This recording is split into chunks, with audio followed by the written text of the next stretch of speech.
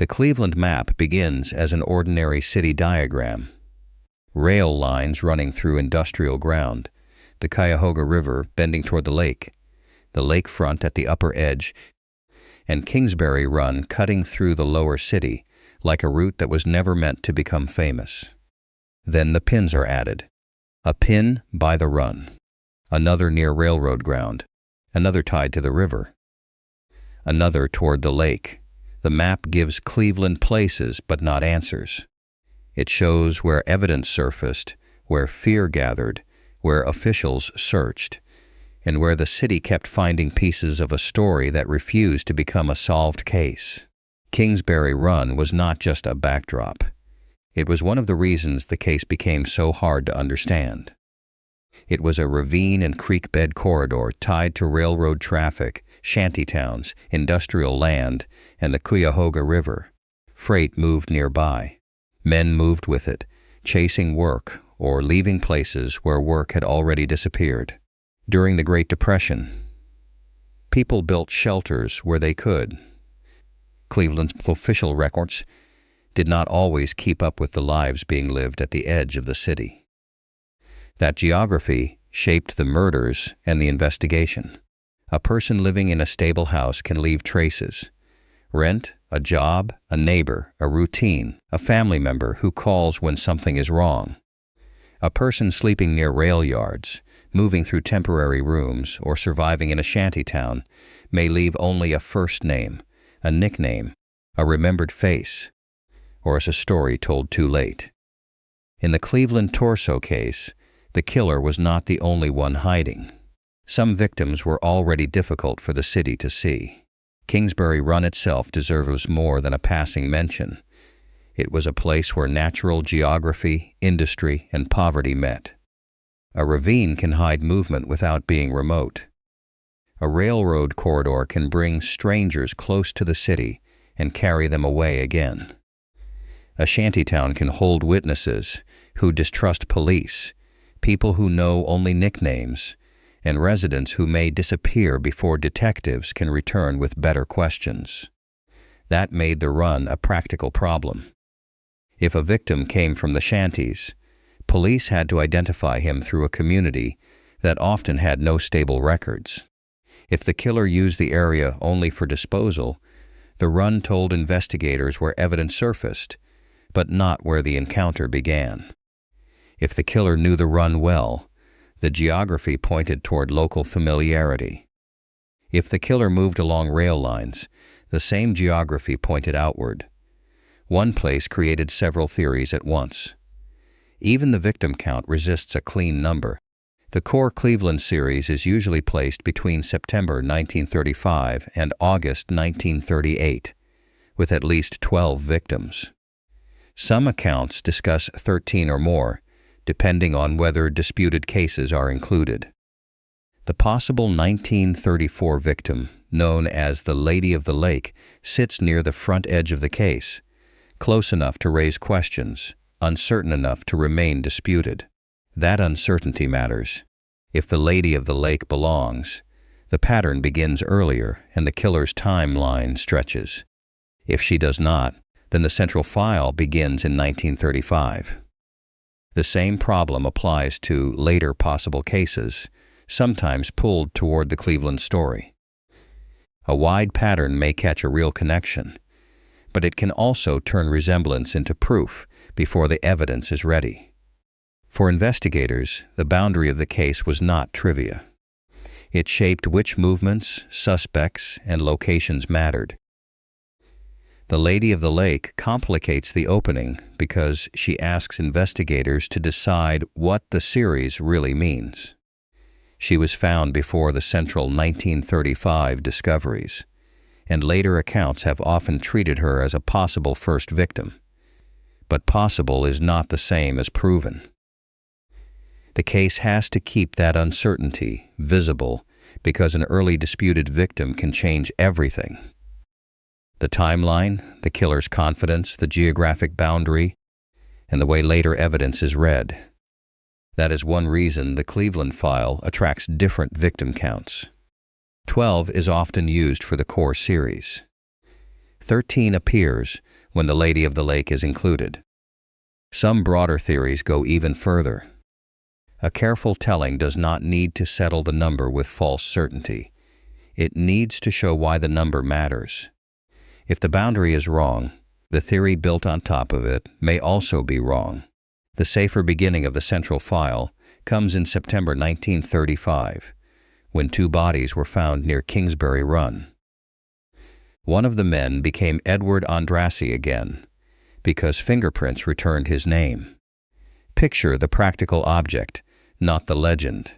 Ink pressed into ridges, a card handled under office light, a comparison of lines that moved a dead man from description to identity. Andrassy was 29. He had worked as an orderly at a local hospital. That name gave investigators a direction. They could ask who knew him, where he had been, what kind of life had brought him into the orbit of Kingsbury Run. The man found near him remained unidentified. That early pairing reveals the whole problem. One page opened. The next stayed locked. With Andrassy, police could follow a life. With the unidentified man, they had to begin with location, physical description, clothing, estimated age, and missing person reports that might not exist. The investigation had movement, but movement is not progress when the victim has no confirmed last route, no known final room, and no circle of people able to say where the absence began. The Andrassy identification also shows the difference between a clue and a working system. Fingerprints did not simply tell police a name. They proved that identification could still happen even in a chaotic case. The card connected a body to a prior record, and that connection gave detectives a usable human path. It gave them former employment, possible acquaintances, and a life that existed before the discovery site. The unidentified man beside him showed the opposite. Without a matching record, without someone who came forward, and without a stable final route, the file had to work from the outside inward. That difference gave the case one of its recurring patterns. A strong investigative tool could work in one place and fail a few feet away. By January 1936, Florence Polillo entered the file as another identified victim. Her name pulled the case closer to city streets and rooms, not only to the ravine. A name made the loss more specific, but it did not solve the route from victim to killer. Police could examine contacts and movements. They could ask who knew her and where she had been seen. Still, identification was an opening, not an ending. That distinction is important because public memory often remembers the identified victim differently from the unidentified. A name creates shape. A name lets a newspaper write with more force. A name lets detectives ask directed questions. But the Cleveland file kept showing that a name could help without being enough. Andrassy and Polillo were not anonymous in the way many others were, yet their identities did not produce a courtroom answer. Florence Polillo's identification should not be treated as a small footnote. Her case helped show that the danger could not be confined in the public mind to a ravine and railroad ground. She was one of the names the city could attach to the series, and a name changes how a case is discussed. It lets people imagine a person instead of a description. But even there, the file resisted closure. Identification gave police a victim history to explore, but it did not supply the missing witness, the last reliable movement, or the physical connection to a killer. The lesson was uncomfortable. Even when the city could name someone, the case could still stop at the edge of proof. The newspapers gave the fear a language. Press rooms turned uncertainty into phrases people could repeat at breakfast tables, bars, streetcars, boarding houses, and factory floors. The nickname Mad Butcher of Kingsbury Run made the unknown offender easy to fear and easy to discuss. It also simplified a case that was full of difficult, unresolved mechanics. Publicity helped because identification depended on public attention. A tattoo description, a missing person notice, or a detail about a victim could not work if no one saw it. But publicity also contaminated the file. A caller might repeat what the papers had already printed. A false confession might contain only public details. A frightened neighbor might turn suspicion into certainty because the headline had taught the city what to imagine. Detectives had to sort usable leads from noise.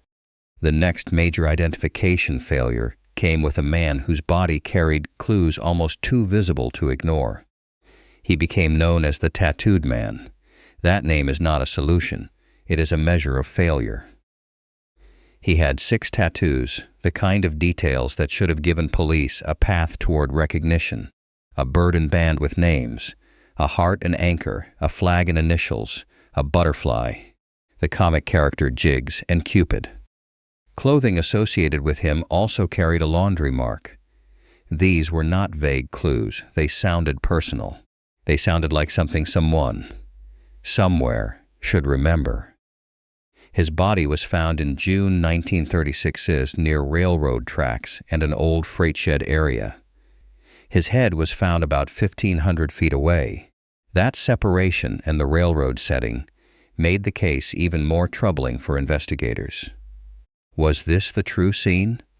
Was it only where the evidence had been placed? Did the rail corridor matter because the victim moved through that world, because the killer knew that world, or because it offered the offender a useful edge of the city? Police tried to turn the tattoos into a public instrument. Descriptions were circulated. Identification materials were shown. The city was asked to look carefully, not for shock, but for recognition. Somewhere, there might have been a sailor, a co-worker, a rooming housekeeper, a bartender, a relative, or a man from a rail job who had seen those marks on a living person. Imagine that effort as an investigation scene rather than a horror scene. People study diagrams. Someone thinks of a man from a bar and then realizes the name is wrong. Another remembers a tattoo, but not the person who carried it. A detective waits for a detail to harden into a name. The public is close enough to help, but not close enough to answer. The answer did not come. That is why the tattooed man is so important to the Cleveland story. He carried evidence on his body, and the evidence still failed. The tattoos gave police something distinct to show. They gave the public a reason to search memory. They suggested a life with attachments, humor, travel, service, or friendship. But no family, employer, shipmate, landlord, or missing person report connected strongly enough to restore his name. The tattooed man deserves to sit near the center of the story because he is the strongest example of a clue that should have worked. The tattoos were not hidden. They were memorable. They carried names, symbols, initials, and popular imagery. The police did not have to invent a public angle. The evidence itself was public-facing. Yet the public-facing clue still failed. That suggests the man may have lived across broken social lines, ships, railroads, temporary rooms, casual jobs, or friendships that never became official records. A person could know him well enough to recognize him and still be outside Cleveland by the time the descriptions spread. Someone could recognize a tattoo, but not know a legal name. Someone could know a nickname and not know whether a missing man was truly missing. The tattoos promised recognition, but they could not force the right memory to appear. The failure widened the investigation instead of narrowing it. Police were chasing a killer and reconstructing victims at the same time. Every unidentified person created a second case inside the murder case. Who had vanished? Who had left town without notice? Who slept near the run? Who rode the rails? Who had a tattoo someone might remember if the right newspaper reached the right city? The river and lakefront created a different kind of uncertainty. A discovery site is not always a crime scene. The Cuyahoga could move evidence. Lake Erie could return something far from where it entered the water. Industrial edges could hide a location until weather, a worker, or chance brought it into sight.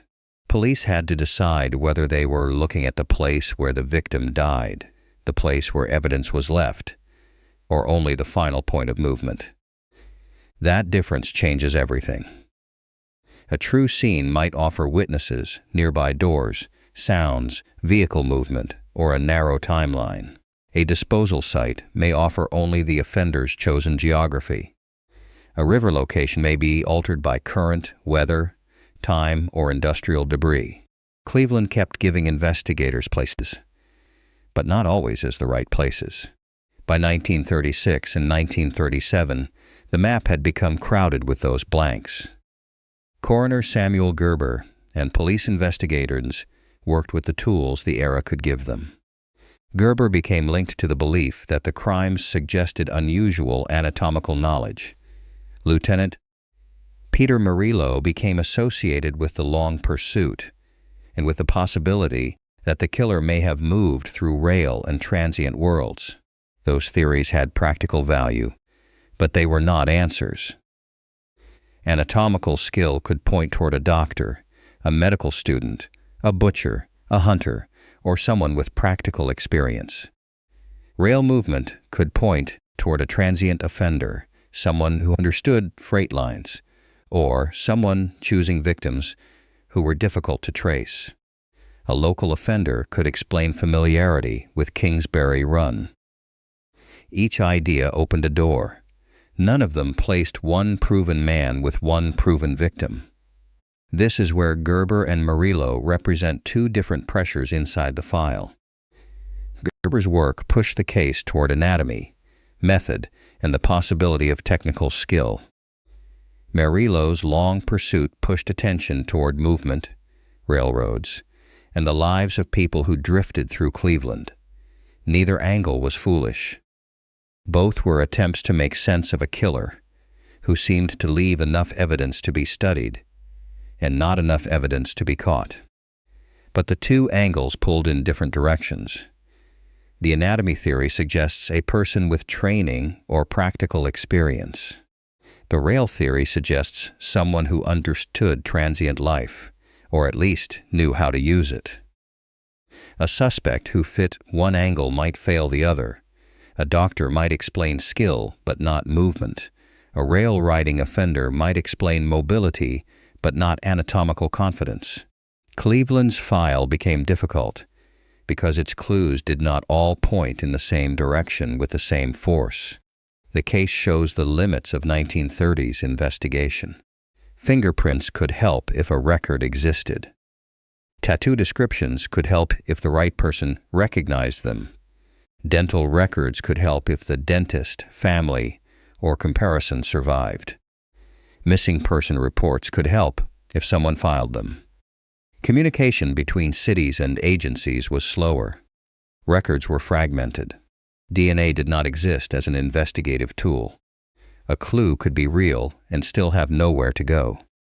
That is why the public version of the case grew faster than the legal case.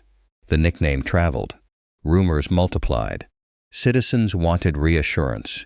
Reporters wanted details. Police needed help, but had to protect private information so confessions and tips could be tested. A famous unsolved case invites the wrong kind of certainty. Someone claims knowledge. Someone sees a pattern everywhere. Some decides that a strange neighbor must be the man in the headlines. The press also changed the behavior of the investigation. Once a nickname entered public speech, police no longer dealt only with evidence. They dealt with performance. A man could confess because he wanted attention. A frightened person could reshape memory around the latest headline. A rumor could travel from a boarding house to a streetcar to a police desk, with each retelling sounding more certain. This kind of panic does not mean the public was useless.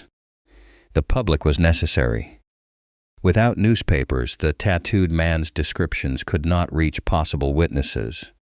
Without public pressure, officials might move more slowly. The problem was balance. The same attention that might identify a victim could also flood the file with noise.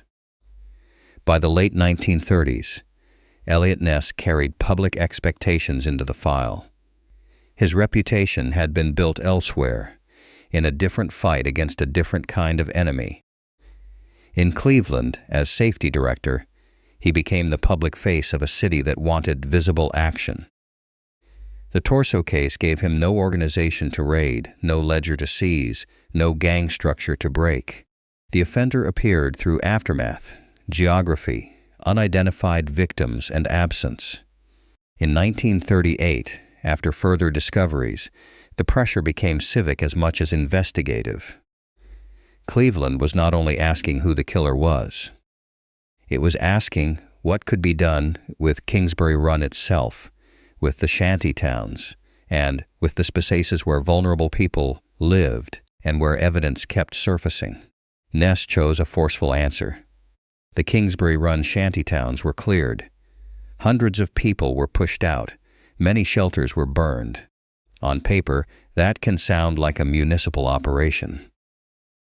On the ground, it meant boots in mud, smoke above makeshift roofs, people carrying what little they had, and officials trying to turn a landscape of fear into something the city could control. Ness's raid is powerful because it was both understandable and troubling. From a public safety perspective, officials could argue that Kingsbury Run had become dangerous and that vulnerable residents needed to be moved away from the killer's hunting ground. From another angle, the city was punishing people for living in the very conditions that had made them vulnerable. That tension gives the scene its force. Ness could burn shanties. He could make the run look less available. He could show Cleveland that public authority had finally entered the geography of fear. But the act of clearing space did not answer the legal question. It did not identify the killer, test a confession, or put evidence before a jury. The raid remains one of the hardest scenes in the case. It may have reduced the killer's access to vulnerable people or to disposal areas. It may have moved danger somewhere else. It may have satisfied public pressure without solving the central problem. The main series stopped after the final 1938 discoveries, but the file never proved why. The killer may have died, left, been confined, become afraid, lost access, or belonged to a pattern less unified than later retellings suggest. The people removed from the shanties were not the proven killer. Many were part of the exposed population the killer may have used. Cleveland acted against a place because it could not yet act against a proven man. That is the cold weight of the raid. It changed the map, but not the legal truth. When active clues faded, suspect folders grew heavier. Frank Dolezal's name entered the history because he confessed to the Florent Lilo killing after the main series had ended. A confession sounds like the thing an unsolved case has been waiting for, but a confession has to survive testing. Did it contain details not printed in newspapers? Did the timeline hold? Did the physical evidence match? Could the statement survive in court? Dolezal later recanted, and before trial, he was found hanged in his cell. That sequence did not close the case. It made the confession itself another disputed object. If he confessed under pressure, the statement became evidence of a damaged process rather than evidence of guilt. If he knew something but was not the killer, the file became more complicated. If he knew nothing, then the city had moved toward the wrong answer at the moment it most wanted one. The Dolezal folder should be handled as a lesson in disputed confession, not as a dramatic solution. A confession is useful only if it contains knowledge that the public did not have, and if it holds up against the timeline and physical evidence. In a case already saturated with newspaper coverage, that test becomes even more important. A person could know the shape of the story without knowing the crime. Dolezal's recantation and death in custody turned the folder into a second controversy. If he was guilty, the case lost the chance to test him fully in court. If he was not, then the investigation had produced another injury inside an already damaged file. Either way, his name does not end the story. It shows how badly Cleveland wanted a person to carry the weight of the case. Dr. Francis E. Sweeney belongs to a different kind of folder. Later accounts often return to him because he had medical training and because he is linked to Eliot Ness's private suspicions. The theory has power because it fits the anatomy question. It also has the kind of shape that true crime audiences notice. A doctor, a famous safety director, reported private interrogation, disputed lie detector material, and later claims of strange postcards. That shape is not the same as proof. Sweeney was never convicted. The public legal case did not follow. Medical training does not prove access to victims. A private suspicion does not become a courtroom answer. The responsible way to tell the Sweeney folder is to show why he stayed in the conversation and why the conversation never became closure. Sweeney is the more famous suspect because his folder feels tailored to the public imagination. A doctor fits the anatomy theory. A secret suspect fits the idea that Ness may have known more than he could prove. Later accounts of interrogation, lie detector material, and strange postcards make the folder feel almost complete. Almost is the dangerous word. The evidence against Sweeney remained circumstantial. The public case never came. If the proof had been strong enough, the name would not need to live mainly in later retellings. That does not make the Sweeney folder irrelevant. It makes it one of the clearest examples of the distance between a compelling theory and a proven answer. Other possibilities have moved through the case for decades. A transient offender riding the rails could explain movement and anonymity. A local offender could explain knowledge of Kingsbury Run and the surrounding routes. Someone with anatomical experience could explain part of the handling. A multiple offender theory can address inconsistencies, but it can also stretch the pattern until the case loses its shape. Each idea solves something and leaves something else exposed. The Cleveland file has never lacked possibilities. It has lacked the bridge from possibility to proof. Public memory did what public memory often does. It simplified. The nickname became easier to remember than the unidentified. Eliot Ness became easier to discuss than the routine police and coroner work that failed quietly. The fire in the shantytowns became easier to picture than the paperwork that did not name a man. Over time, the case became local legend, research subject, and true crime fixture, with each retelling choosing which parts of Cleveland to keep in focus. Modern identification work changes the emphasis. Genetic genealogy and renewed work on unidentified victims do not automatically reveal the killer. They begin with the older question Cleveland could not answer often enough. Who were the victims? The DNA Doe Project's work on Kingsbury Run John Doe 4, the tattooed man, shows why that matters. If he is named one day, the killer may still remain unknown. But a man known for decades only through tattoos would become someone with a family line, a place of origin, and a life that existed before the file. In this case, naming the victim is not a side issue. It is one of the oldest unfinished tasks. Modern genealogy also changes how the audience should think about closure. A solved identity is not the same as a solved murder.